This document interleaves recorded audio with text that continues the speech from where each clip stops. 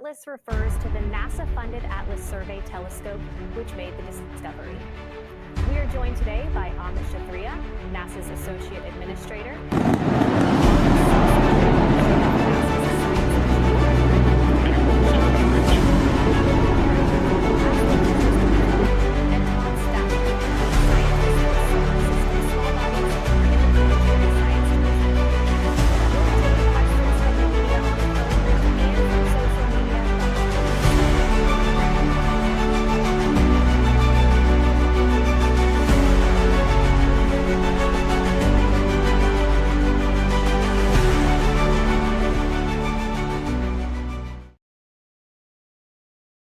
On July 1st, 2025 to the Minor Planet Center, and NASA has been tracking and studying Comet 3i Atlas ever since.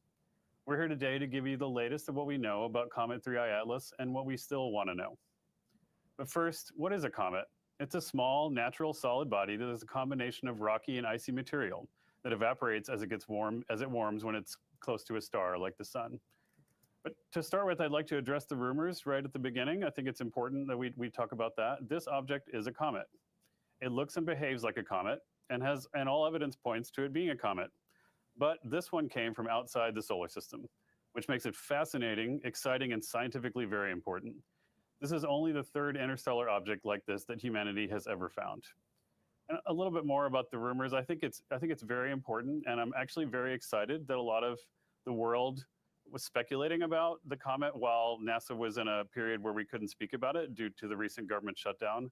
I think what I took away from that whole experience and watching that as we were working during the shutdown was just how interested and how excited people were about the possibility of what this comet could be.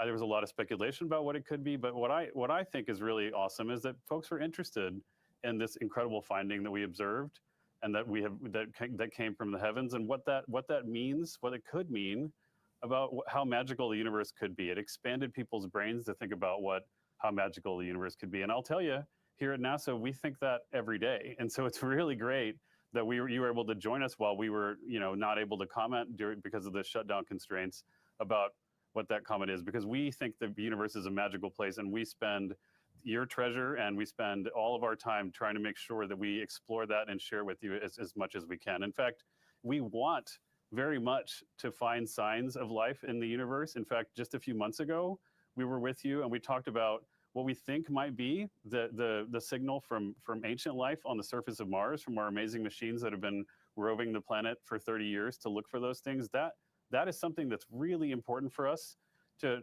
learn about and discover. It could be an amazing discovery if and when we can confirm that. But 3i Atlas is a comet.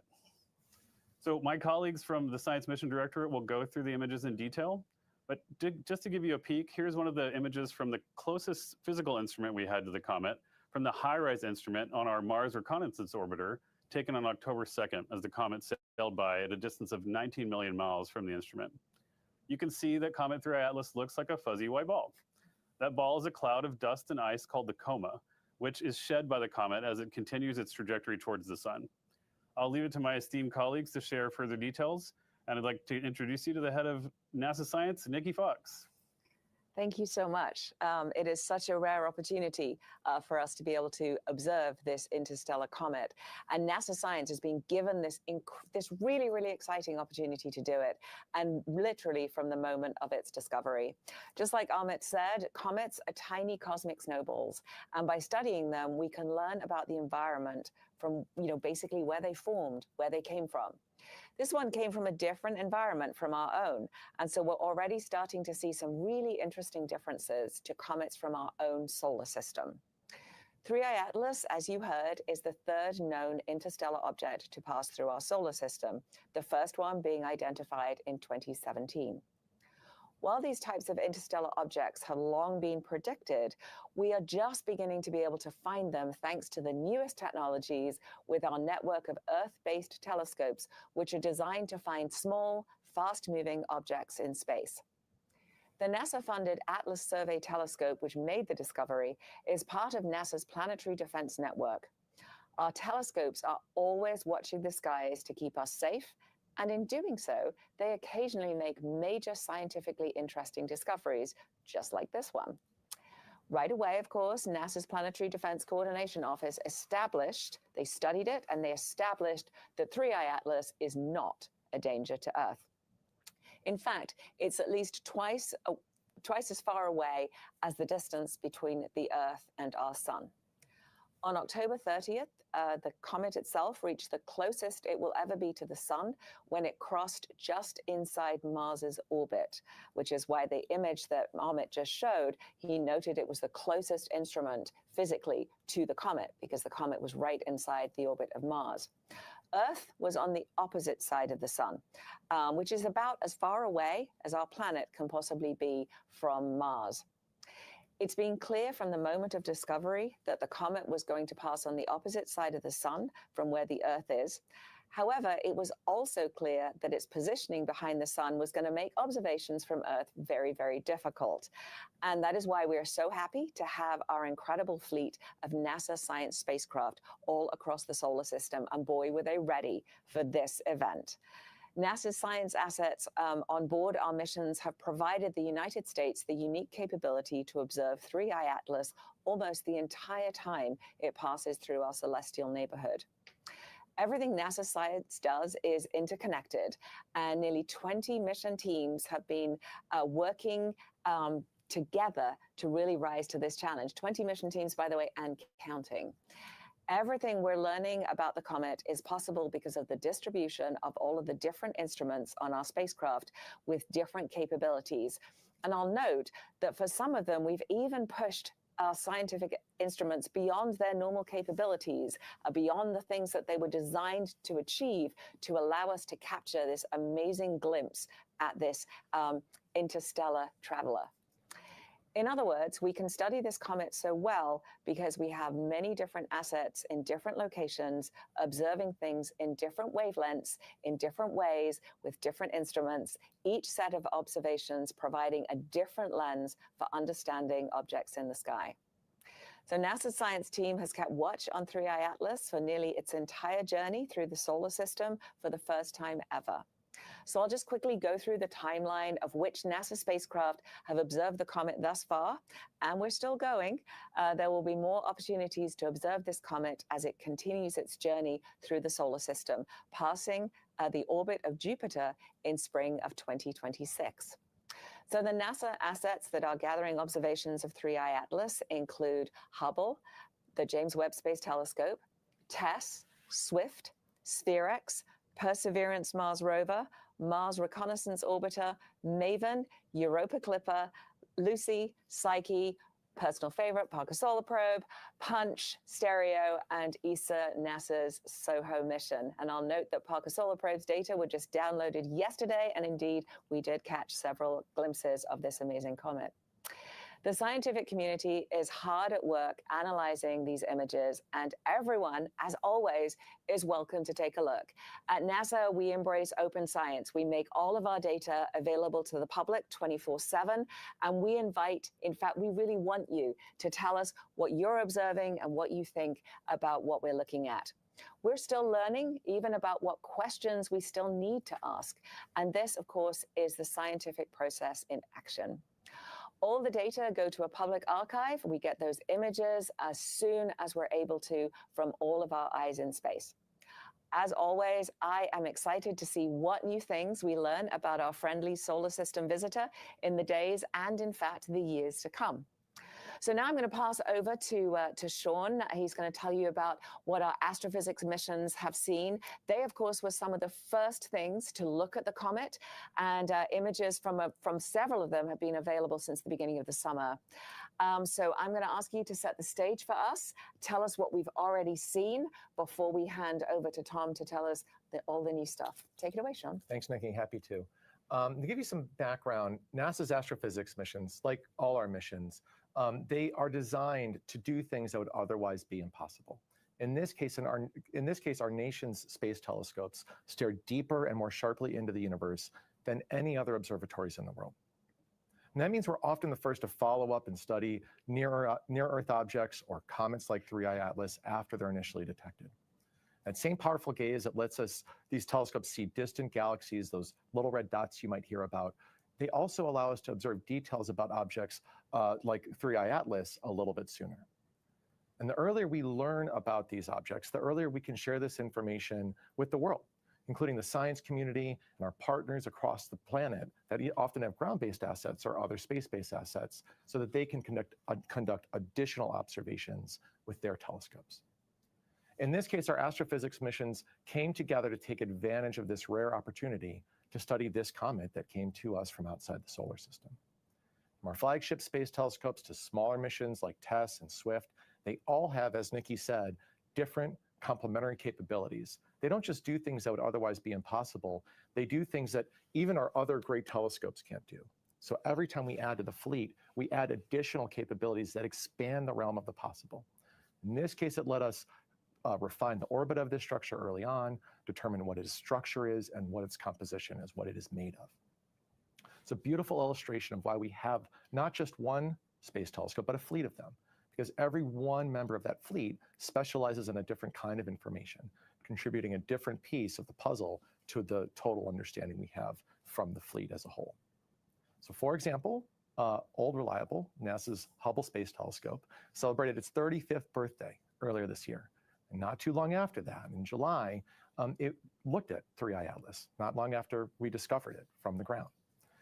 At this point, 3i Atlas was about 277 million miles from Earth. And what Hubble's images revealed was a few things. First, a teardrop-shaped coma of dust coming off that solid, icy nucleus of the comet itself. From these data, astronomers were able to more accurately narrow a few things. Importantly, the size of the nucleus. We now know it's between, at that point actually, we knew it was between 1,400 feet in diameter up to as large as 3.5 miles in diameter.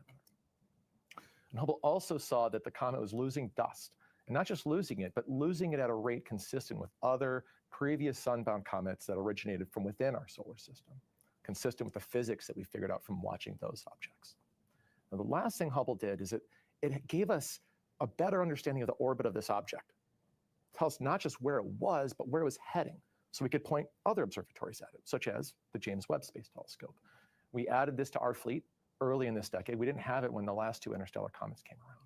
And what James Webb did, and its companion Sphere-X, which we only launched at the beginning of this year, is it added infrared observations. The power of infrared observations is, these are colors we can't see. They're redder than what our eyes can detect. And infrared light is particularly good at helping us understand the composition of objects. We can see little molecular fingerprints from the things that the objects are made of. So with these infrared observations with James Webb and Sphere-X, we detected an abundance of carbon dioxide gas in the comet's coma and in the bright cloud of gas and dust surrounding that comet as it approaches the sun. Those molecular fingerprints I mentioned, those are the little like science wiggles you might see in the top right of these images. We now know from seeing those science wiggles, those fingerprints of those molecules, that the comet has a nucleus rich in carbon dioxide as well as the presence of water ice. Now, the ratio, like we can not just say that these things are there, we can also say, what's the ratio of carbon dioxide to water? And we now know that. We know it's larger than what we usually see in solar system objects. But there's a lot of natural explanations for that. For one, the carbon dioxide is going to kind of bake off that comet earlier on when it's far away. But there's other well-understood processes that could also explain it. I'll just, to put this in context, every time we look beyond our solar system and we look at the ratios of carbon dioxide to water, we see, whether it's a star or a planet, different ratios than we see in the solar system, and that's true for this comet as well. So it could mean, and this is the last theory of why those ratios could be different, that these ices could have been exposed to higher levels of radiation than comets in our own system. Or, as I said before, could be that the comet just formed from a region where carbon dioxide ice was particularly abundant and different from our solar system. Other missions like our SWIFT spacecraft, which studies X-rays and gamma rays, have also observed the comet. Teams even looked back through data from our TESS mission, which was designed to look at exoplanets, and found observations of the comet as early as May. That information is helping us understand the comet's history before it got closer and when those other observatories pointed at it once we knew where it was. Now that the comet is near, relatively speaking, our planetary and heliophysics missions have joined in to tell us more. And now I'm going to turn it over to my colleague, Tom Statler, to talk about some of those new images. All right, thanks very much, Sean. Before we get started, I just want to remind everybody of where we are, who is where in this play. As you saw in the animations while Nikki was speaking, the sun, of course, is at the center of our solar system. The planets are orbiting around the sun, and in this case, Comet 3I Atlas has come through on a trajectory in the opposite direction and has arrived at its closest point to the sun when the Earth was on the wrong side for us to conveniently observe. But Mars was on the correct side of the sun, and our Mars assets were able to observe the comet, and also several of our other spacecraft were on the correct side of the sun. So the scientific community is really excited about the comet and about these new observations. I'm tremendously excited to help share them with you today. This is a new scientific opportunity, and it's a new window into the makeups and histories of other solar systems. We're just beginning to learn about these types of objects and figure out what are the right questions we should ask about them. Now, let me start by going directly to what we were able to see at the beginning of September, when Psyche was able to see the mission. So before that, though, in August, we organized a workshop. We organized a coordination session for the missions across the NASA fleet that had good opportunities for potentially observing 3I Atlas, so that we could all share observing plans and knew what was going to be possible with our assets. I can't emphasize enough now how, thanks to the cooperation of so many mission teams, we will be accumulating a wealth of data on this comet that the science community will be digging into for years. Now, let's go back to September, and I can show you a sampling of the images collected by our different mission teams. To set the context, you're going to see a comet that's a small body with a coma around it, basically a fuzzy blob. Now remember, space is big. Nothing is ever really as close as you like, and all of these observations are very, very difficult. It's a little bit as if our NASA spacecraft were at a baseball game, watching the game from different places in the stadium. Everybody's got a camera, and they're trying to get a picture of the ball, and nobody has a perfect view, and everybody has a different camera. Now, let's return to September and see the first images from the Psyche spacecraft. NASA's Psyche mission acquired 4 broadband black and white images of the comet over the course of 8 hours on September 8th and 9th, 2025. The comet was about 33 million miles from the spacecraft at that time, and you can see in the image the large frame where the comet was seen at different times. Down in the bottom left is a blow-up, a stack in addition of all of those observations. The Psyche spacecraft is on its way to an asteroid in the main asteroid belt that's also named Psyche. And these images were the first captured from this perspective. Now, if you think in that lower left, you're not seeing very much, just wait a minute, you'll see more. Now, the following week in September, the Lucy spacecraft observed the comet from the opposite direction. So let's take a look at the Lucy image. This is another broadband black and white image made by adding up a series of individual exposures that were taken on September 16th. Lucy is on its way to study asteroids that shared Jupiter's orbit around the sun, called the Trojan asteroids. Lucy was 240 million miles away from 3I Atlas, which is circled in the center, when its high-resolution LORRI camera caught the comet. You can see the comet's coma, the fuzzy halo of gas and dust surrounding 3I Atlas, and its tail, a smudge extending to the right of the comet. If you were the Lucy spacecraft looking at the comet from this angle, the sun would be a little bit over your left shoulder, and so the comet tail is pointing away from the sun, as we've seen many times before in solar system comets. For scale, this image spans about 1/3 the width of the full moon as you'd see it on the sky. Of course, at the distance of the comet, that's a much, much larger region of space than the moon. Now, this looks a little different from the Psyche image. Part of that is because the cameras are different, and part is because of the ways the Psyche and the Lucy teams decided to show their images. But also, it's because we're seeing the comet from different directions. Seeing a comet's coma in different lighting geometries with the sun coming from different directions is one of the key ways to learn about the physical properties of the dust that's been launched off its surface. And I want to emphasize that you do not get these views unless you have spacecraft farther from the sun than the comet is, so that you can see it backlit. We could not get this view from the vantage point of the Earth. So combining the data from Lucy, Psyche, and Earth-based telescopes, scientists are hoping to better understand both the three-dimensional structure of the comet and the nature of the dust. It's a rare opportunity to compare ancient dust from a distant solar system to that from our own. Now let's go to the next picture from the MAVEN spacecraft at Mars.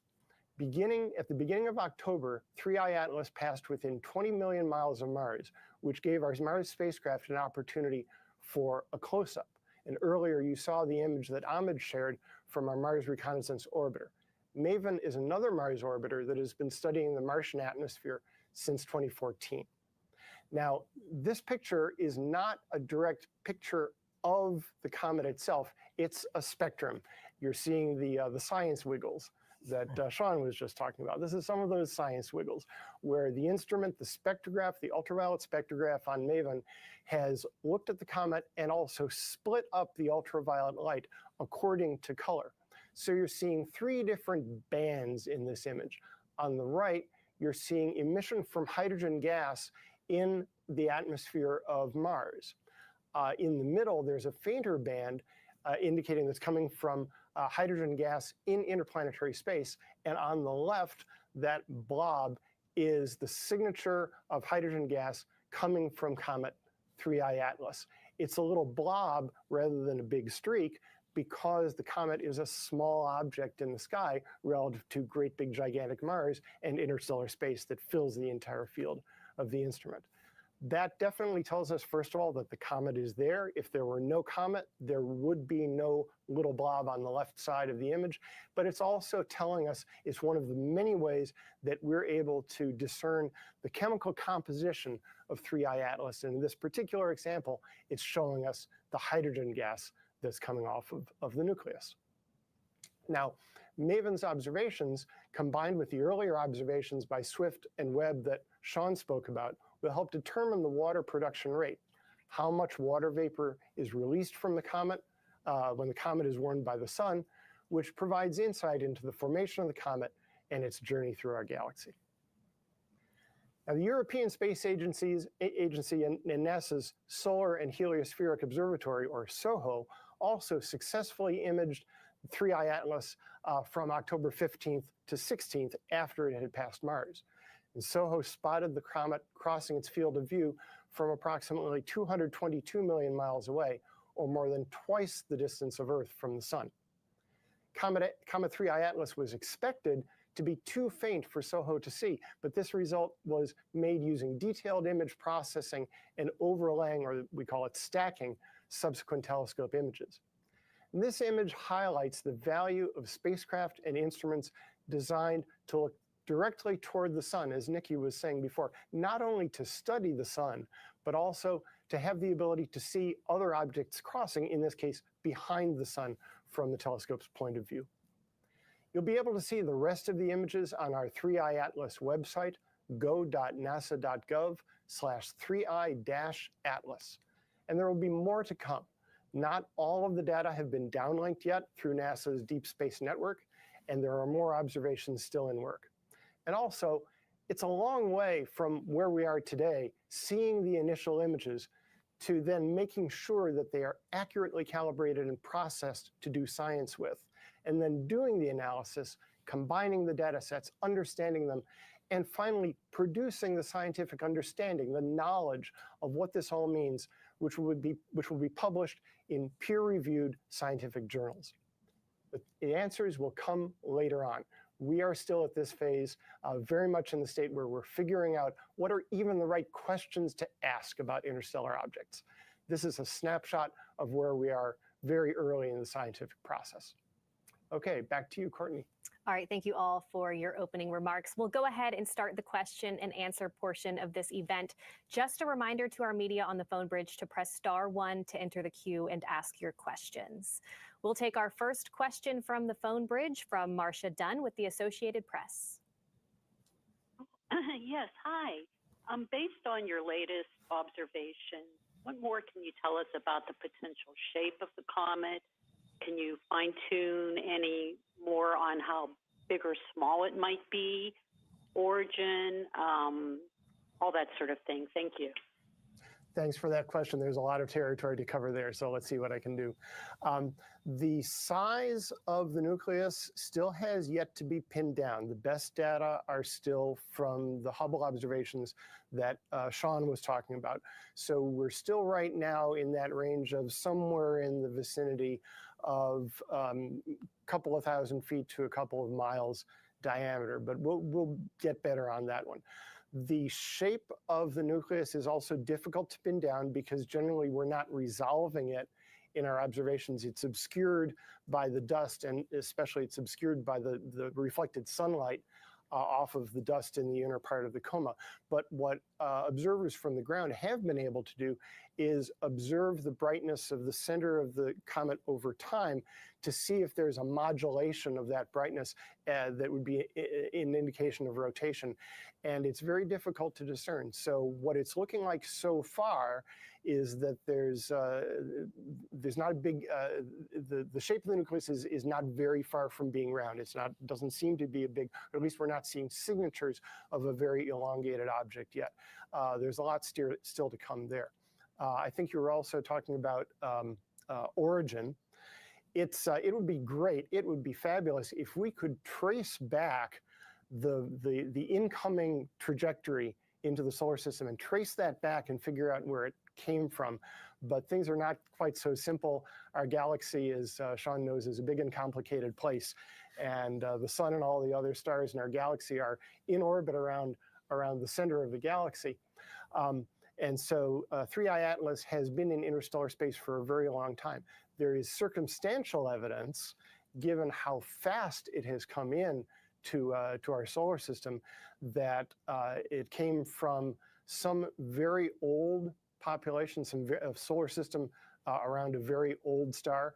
Quite possibly, we can't say this for sure, but the likelihood is it came from a solar system older than our own solar system itself, which gives me goosebumps to think about, frankly, because that means the 3I Atlas is not just a window into another solar system, it's a window into the deep past, and so deep in the past that it predates even the formation of our Earth and our sun. All right, we'll take our next question from the phone bridge from Bill Harwood with CBS.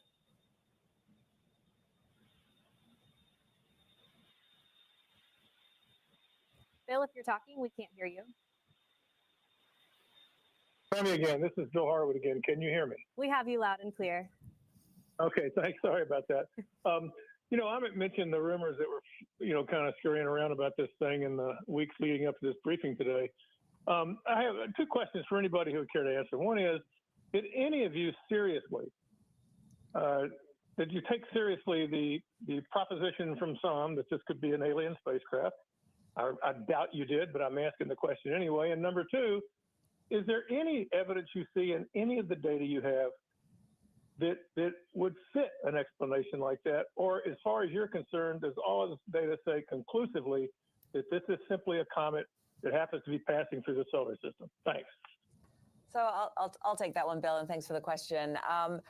We love all of the different science and all of the different kind of hypotheses into what these things can be. You know, when you start seeing something, you just got to point. You know, it's natural to wonder what it is. And we actually love, as Amit said, we love that the world wondered along with us. And that's such a cool thing. We certainly were able, because of the measurements that Sean described from the astrophysics telescopes that immediately turned on this object once we found it. And even, I was interested, I just learned that we'd actually gone back and actually seen it before we even found it. So that was super cool. I just heard that from Sean. But, we were very quickly able to look for sort of, the easiest thing to do, I'll put it a different way, is if you understand comets pretty well and you understand asteroids pretty well, you kind of know the signatures that you're looking for, and so you can sort of look for those quickly and tick them off and say, yep, it really does behave like a comet. The interesting thing that, Tom, I know if I throw this to him in a second, he's going to geek out about it. But the really cool thing about this is the differences, because it comes from somewhere else. And that's why we're so excited about it. It's only the third time that we've been able to identify and track something coming from outside our own solar system. We've long predicted these things occur. And now, of course, we know better how to look for them, and we now have this amazing Atlas array. We're expecting we'll find a lot more of them, but it was quick. We were quick to be able to say, yep, it definitely behaves like a comet. We certainly haven't seen any technosignatures or anything from it that would lead us to believe it was anything other than a comet. But the super cool thing is not that it's exactly like all the comets that we see in our solar system. It's the differences that are so tantalizing for us as it gives me goosebumps too. It could be from something that existed before our own solar system. That is so cool. It's from something that predates even our own star. Yep, it's going to look different because it didn't come from our solar system, and that's what makes it so magical. You want to geek out a little bit, Tom? You were geeking out so expertly, Nikki, to begin with. So that was fabulous. But that's exactly right. I mean, things from other places, we naturally expect them to be different from our own homegrown variety. And I like to imagine if you're fortunate enough to have grown up in Hawaii and you only drank Kona coffee, you love your Kona coffee, and then somebody says to you, well, gee, have you tried Sumatran? You're going to say, well, do you expect it to be different? And they'll say, why don't you try this? And you try it and you say, wow, that's really different. And you realize, well, I expected this to be different because it was from someplace else. It was a different environment in Sumatra. Now, does that one sip of coffee tell you everything about the weather in Sumatra and the soil and the people who harvest the coffee? Bless them. Of course not, but it's different, and yet it's still coffee. And that's what we have in this case. We have a cometary body. It behaves, it resembles the homegrown comets that we have in our solar system, and yet it's excitingly different in particular ways.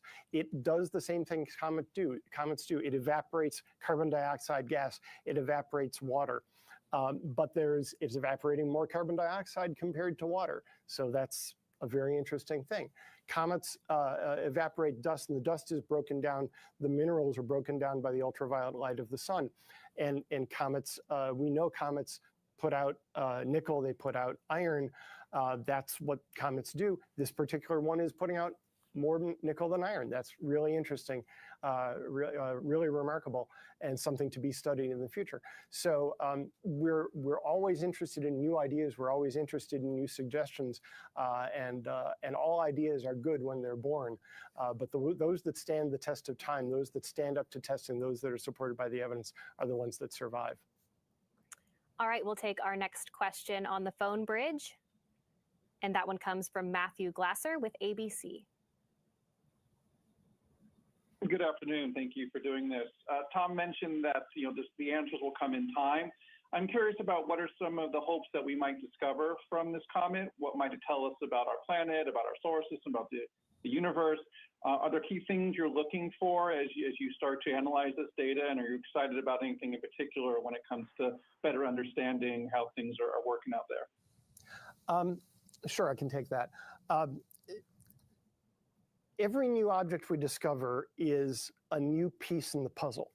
What we're trying to do always is to understand the universe. That's part of the NASA mission, is to understand the solar system, understand the universe, understand the origin of planets, the origin of life. And that is a huge question. And we get little bits, little clues to parts of that puzzle, and we start trying to put that puzzle together. We have gained tremendous amount of information from hundreds of years of astronomical observation and from decades of in situ spacecraft observation has revealed our planets as actual places, not just points in the sky that you could barely see with your own eyes. We've learned about comets and asteroids, and we're beginning to put together a picture of how all of those planet-forming minerals and planet-forming ices came together to form our planets, and how our solar system changed over time.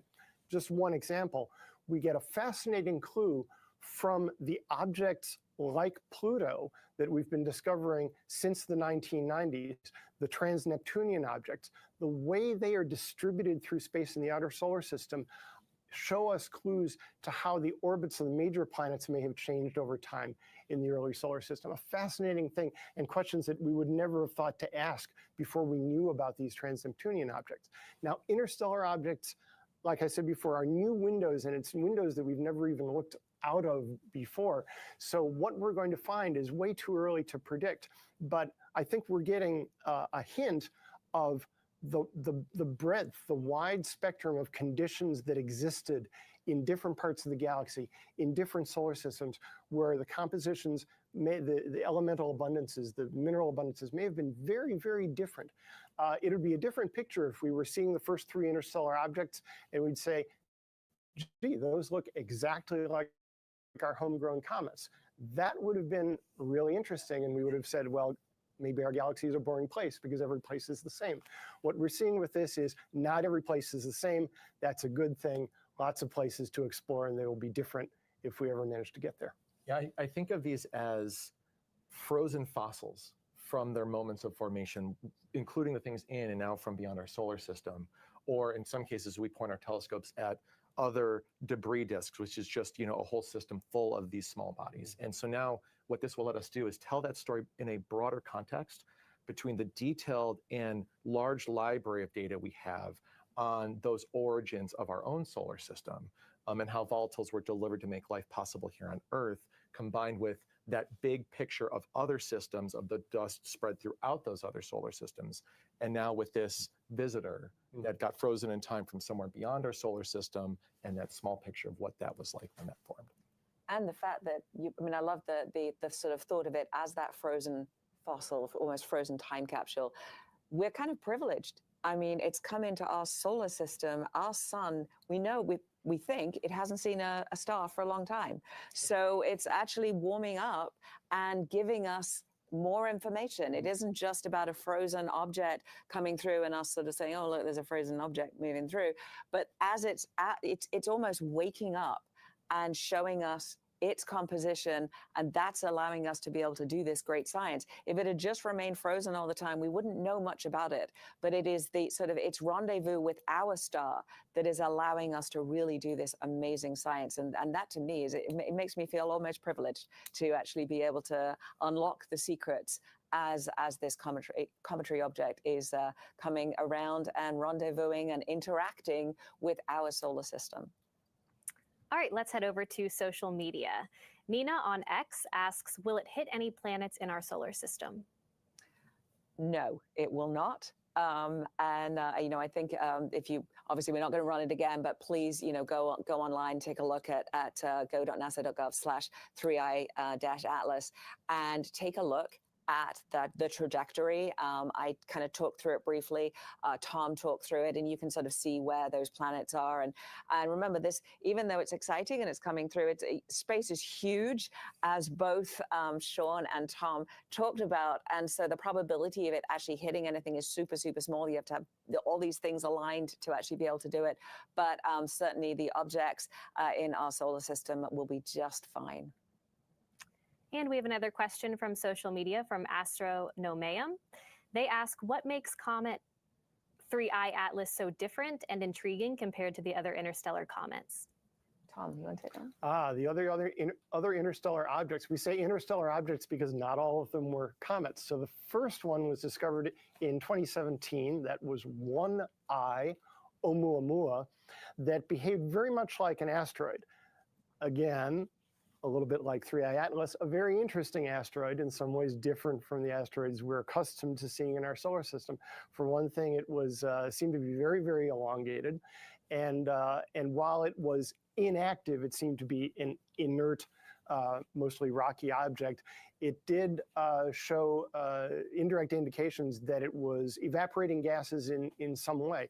It wasn't around long enough for us to get really, really comprehensive long-duration observations and understand exactly what it was doing. It was the very first one. We saw it for a short time when it was on its way out, in fact, and so we didn't get a great view of that. The second object, 2I Borisov, discovered in 2019, behaved, it was a comet. It was definitely a comet.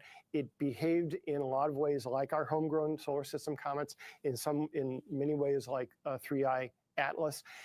Its properties were more in line with what we're used to seeing, and the comet observers regarded it as very much akin to our solar system comets, although in some ways a little bit at the edge of what we're used to seeing.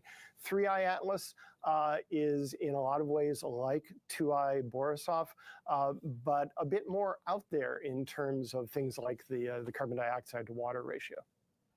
All right, Svetlana on LinkedIn asks, will the observational data from this campaign be available for open analysis?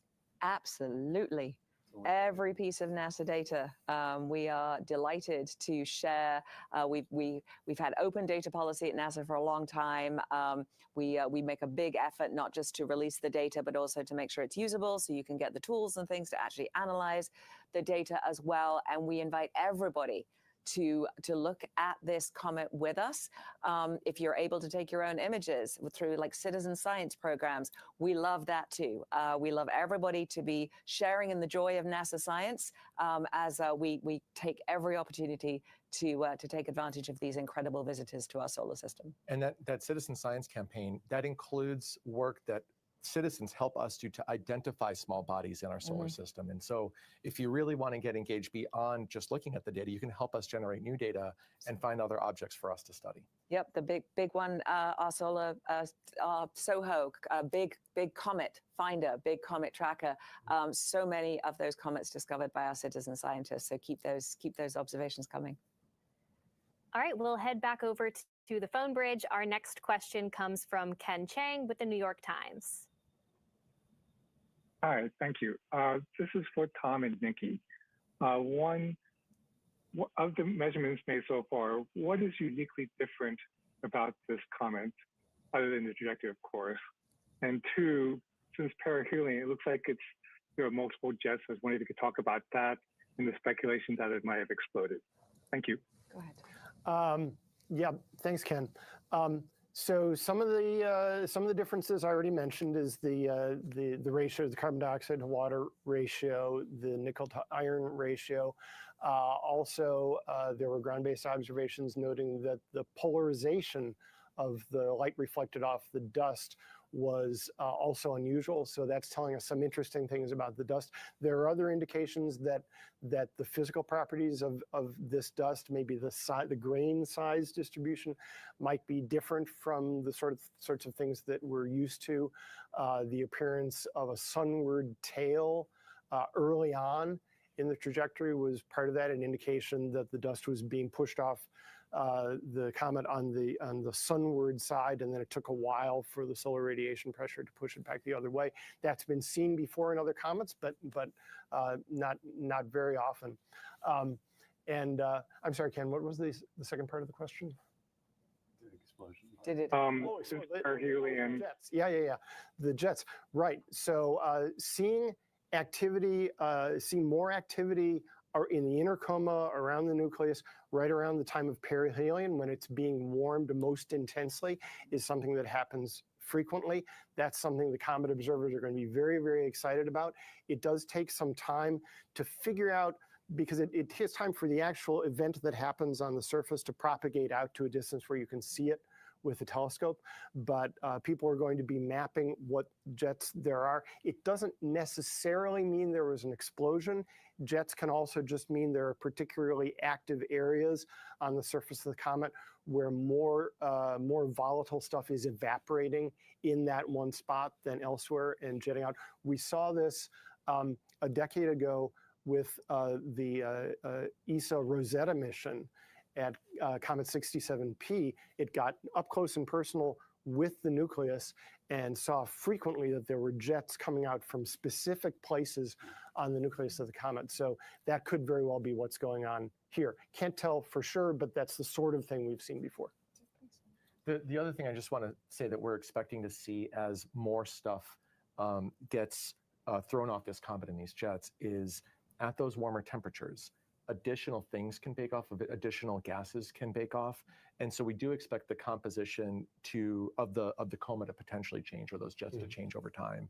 And looking at the details of what other molecules we detect beyond the carbon dioxide and water we mentioned is also going to be interesting, especially for that sort of like, what was this stuff, what was the area in this, what was this stuff made of in the area it was made, like long time ago. Our next question is from David Chandler with Sky and Telescope. Yes, a couple of things. Have you any of these observations showing you anything about any non-gravitational accelerations at this point? And also, can you say a little bit about coming attractions? What observations are in the pipeline that have been made but not released yet? I think the MRO high-rise observations, has that been released yet? And what else is there that's either in the can and waiting to come out, or observations that will be made over the coming weeks as the object comes closer to Earth? Mm-hmm. I can answer some of that about the non-gravitational accelerations. This is something that we look very closely at for every comet, because that's always something that happens. And just to back up to explain what the question is that as comets evaporate, they are blowing off gas, they are blowing off dust, and every time something gets pushed off the comet, that acts like a little rocket engine at that moment and pushes in the other direction. And so it's very, very common to see comets have subtle changes in their orbits as a result of these little rocket forces, just called non-gravitational accelerations. So this is being monitored very closely. I spoke to our orbit determination team of the Jet Propulsion Laboratory earlier this week, and what they said is that this is being monitored.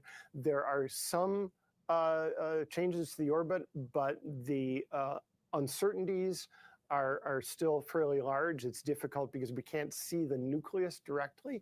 It's difficult to get a very, very precise track on exactly where it's going. But so far, the non-gravitational accelerations have been very much on par with the sort that we see in solar system comets.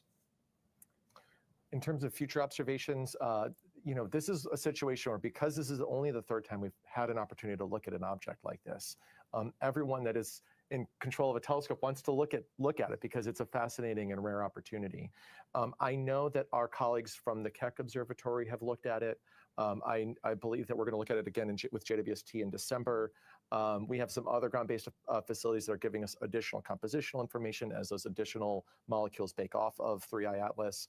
Those are the things I'm aware of. There's probably a lot more that I'm not, because like I said, like every astronomer wants to get data on this thing because it's such a rare opportunity. Yeah, and the high-rise image that you asked about specifically, Amit kind of rolled that out at the beginning. So please take a look at that image. I think Sean is not bragging a lot on what these astrophysics telescope, I don't know why, but because we are able to look at it in infrared with the James Webb Space Telescope, that will be the last time we can see the comet. So as it is exiting the solar system and getting further and further away, the James Webb Space Telescope will actually be able to track it longer than anyone else, partly because of its ability to kind of look long and deep rather than sort of across and wide, and the fact that it looks in the ultraviolet, in the infrared, so it can kind of see the dark objects. And so I'm really excited about just sort of, tracking it till the very end. Also noted, we're downlinking data from missions. I mentioned Parker Solar Probe because I just heard before we came on that we got some data and we'd seen the comet. I haven't had time to look at the data yet, but all of those things are coming up as we are getting more and more data coming down to us from those missions. And then as both Sean and Tom talked about, just really making sure we're sharpening up those images and really, making sure they're calibrated. Right now, we're putting out almost the raw images. We're putting out things quickly so everyone can see them, but we'll take some time and do some real sort of deep looking into those and do some more of the spectroscopy. Tom showed a really great example of kind of looking through the atmosphere of Mars, take out that hydrogen, take out the hydrogen from our solar system, and then let us look at the hydrogen that's coming from the comet. So we'll be doing a lot more of that as we move on to do great things with NASA science. All right, that's a great lead into our next question on social media. Elijah on X asks, what kind of processing were the images subjected to and why did they need it? Want to take that? The images that were released received the sort of standard processing that we do between the raw data that comes down into a telescope. That, as Nikki said, we need to make sure for scientific accuracy that they're calibrated against the other observations, and we account for anything that the telescope is doing in that moment. And so that it would be our standard set of calibrations and normalizations for a object of this type, which is to say a comet. I can add a little bit more to that. As Nikki said, our desire was to get these images out to the public as quickly as possible. And so there are some image artifacts in there that you'll see, and I can speak to the Lucy image that you saw previously. If you look at the comet, you'll see some blobs around the comet. Little blobs, faint blobs around the comet are not real. It came from the fact that in order to get this particular view, it was necessary, which is this backlit view, the team had to turn the spacecraft to face more toward the sun than it generally does. And so that means some part of the spacecraft were in the sun, and some of that bright, the sunlight reflected off parts of the spacecraft got into the camera, and that resulted in those little blobs. So that's an example of processing that has yet to be done to figure out exactly what that scattered light contribution was and remove that from the image so that what we show in the image is entirely what was there in the sky and not something just made by sun glints off the spacecraft hardware. Yeah, and sometimes I think you showed the Soho image where we actually stacked a couple of images, because a single image, you wouldn't be able to see it. It will be too faint. But if we stack a couple of images together, then you can actually start to really make out what that comet looks like. Okay, next, Gail on Facebook asks, how can an object like 3I Atlas come from so far, moving as fast as it is, and not hit anything? Orbital dynamics, and space is really, really huge.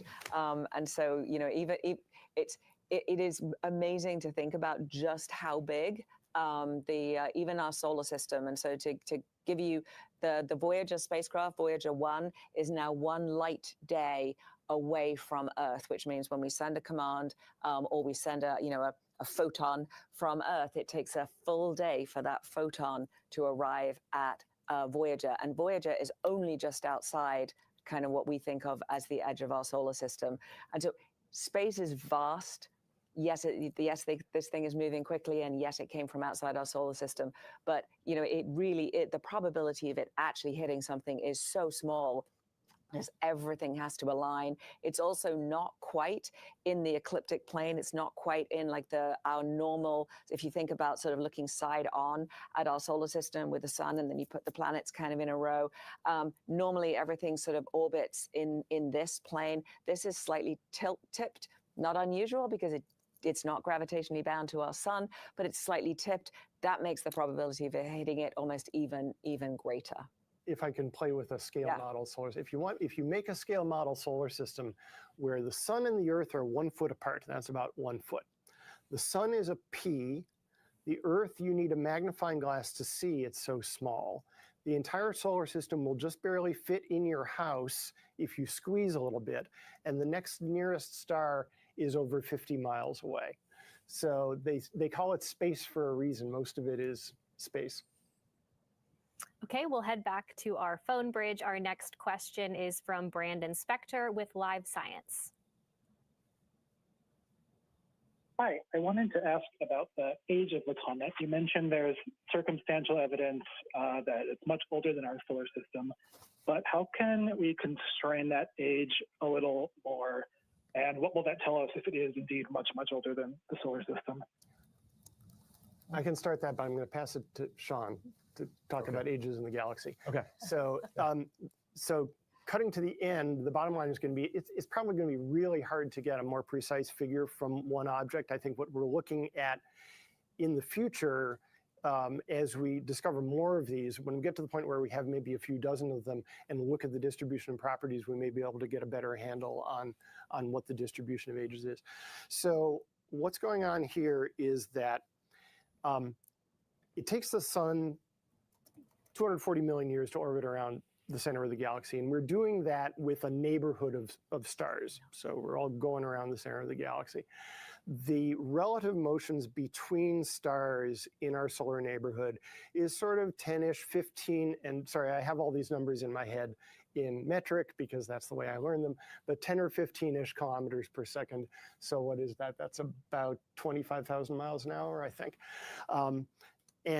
And 3I Atlas is coming through at a speed of 60-something kilometers per second. So that's 3 times faster than the average of our local neighborhood, which is telling us that it's coming from a different population from what we have generally around us. Now, Sean will be able to clarify the age dispersion relation in our galaxy, which tells us, which has been discovered over the last century studying stars in the galaxy, that the relative speeds of stars is an indicator of age. Stars that formed older in our galaxy over time increase their random motions for reasons that Sean will explain. And so that's the circumstantial evidence that makes us think that 3I Atlas came from a solar system that had larger motions relative to our solar neighborhood and is older. But it is a circumstantial and probabilistic argument. So I'm just going to take this opportunity to brag about our telescopes and the James Webb Space Telescope in particular. Go for it. This blows my mind. We have data from galaxies closer to the origin of the universe than we have data from rocks closer to the origin of Earth, right? In other words, like if you pick up the oldest rock that we have from Earth, it is further away from the origin of Earth in terms of hundreds of millions of years than the amount of time there was between the origin of the universe and the earliest galaxies that JWST has now observed. And that's part of this story of how well we understand not just the history of our home planet, but the history of the entire universe that it's a part of. And now this is just another part of that story of the local neighborhood that our solar system is a part of. All right, our last question for today comes from X and asks if we can see grains of sand on Mars. How is the clearest photo we can see for 3I Atlas, what we've seen? So because we're closer to the grains of sands on Mars, right? And so the JWST can only get like these single pixel blobs of the faintest galaxies, the furthest away galaxies in our universe. And because 3I Atlas is in our solar system, we can get the images and the compositional information with JWST. As it got closer to some of the planetary spacecraft Tom was talking about, they can't even see these galaxies, but because 3I Atlas was closer to them than they were to JW, they got really good images of the object as it passed by.